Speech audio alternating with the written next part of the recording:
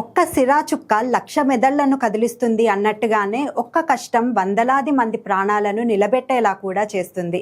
దానాలన్నింటిలోకి రక్తదానం విశిష్టమైనది.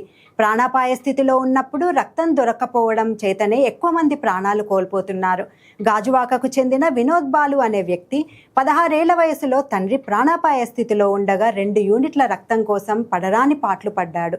తనలా ఇంకెవరూ రక్తం కోసం ఇబ్బంది పడకూడదు అనే ఉద్దేశంతో 2014లో 60 మందితో ఫ్రెండ్స్ బ్లడ్ డోనర్స్ను ఏర్పాటు చేశాడు. గివ్ బ్లడ్ సేవ్ లైఫ్ అనే నినాదాన్ని విశాఖలో విస్తృతంగా ప్రచారం చేశాడు. ఇప్పటి వరకు 1100 రక్తదాన శిబిరాలను ఏర్పాటు చేసి 64,000 యూనిట్ల బ్లడ్ను సేకరించారు. దీనిని స్టోర్ చేయడం కోసం వందే భారత్ బ్లడ్ బ్యాంకును ఏర్పాటు చేశాడు. ప్రాణాపాయ స్థితిలో ఉన్న వ్యక్తి పునర్జీవించడానికి 1 యూనిట్ రక్తం చాలు అంటున్నాడు వినోద్ బాలు. కష్టం నుంచి బయటపడి హాయిగా ఉన్నామని సంతోషించకుండా తనలా ఎవరూ బాధపడకూడదనే ఉద్దేశంతో ఈ మంచి పనికి శ్రీకారం చుట్టాడు.